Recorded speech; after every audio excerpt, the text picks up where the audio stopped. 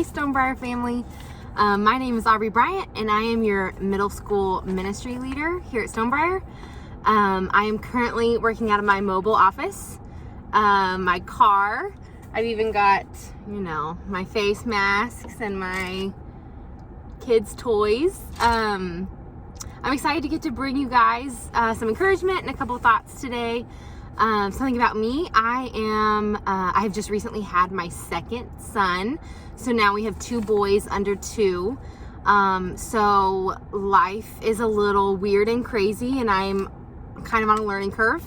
I'm really tired. I'm easily overwhelmed.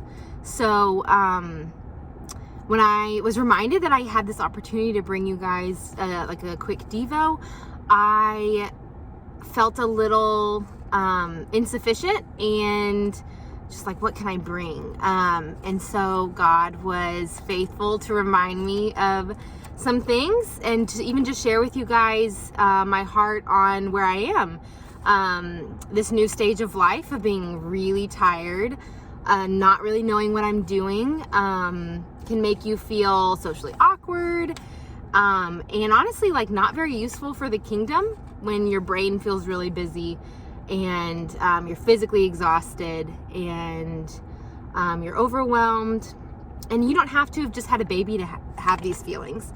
I think that in the year 2020, many of you can identify with whether it's, a little anxiety and feeling paralyzed by that, being overwhelmed by change, and just tired. All that makes us just tired physically. So if you're like me and somewhere in the midst of that, sometimes I want to put my hands up and be like, how am I being used? Like, what can I bring?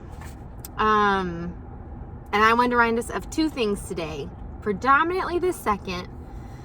But the first thing that I am trying to do, that I think we should do, is preach ourselves the gospel every day, to remind ourselves of who we are, in the sense that who God is and what He's done for us, how much He had to love us to send His Son and to pay an ultimate sacrifice, and then to give us the gift of the Spirit, and what good news that is. And so who He is informs who I am and who I am as His child. So the gospel.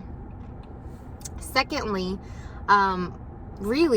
is to reflect on the story that God has given us individually, how far He has brought us, what He does, what He has done in us, and what He's done through us.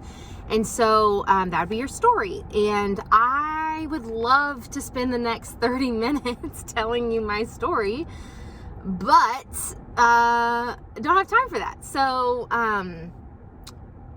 I think that God calls us to remember and reflect, and to do that with each other is so encouraging and beneficial, because God is still using us even in our weird place, in the tiredness and exhaustion, and He will continue to do that good work. So a scripture that God used to teach me this was in college. I was at kind of a turning point with my major. What was I going to do? Who was I going to be?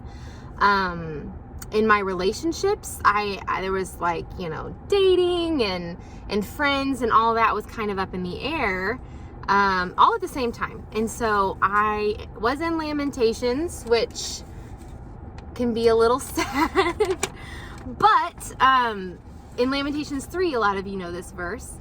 I'm going to read it so I don't get it wrong. I had it memorized, most of it. But this I call to mind, and therefore I have hope. And in Lamentations, it's God's character He's calling to mind, I think. But there's so many things we can call to mind that build into our hope.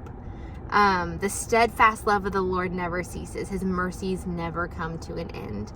They are new every morning, and great is your faithfulness. The Lord is my portion, says my soul, and therefore I will hope in Him.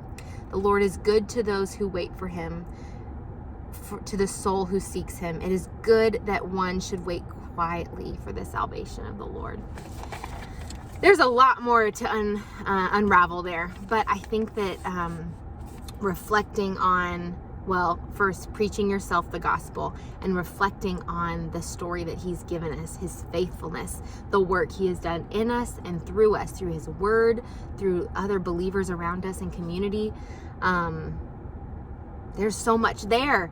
And so it gives me not only hope, but it propels me toward asking him for the work that he's doing now, asking him for to bring people into my life, and that I can continue doing ministry, even in moments where I feel insecure and not enough. For in my weakness, there's his strength.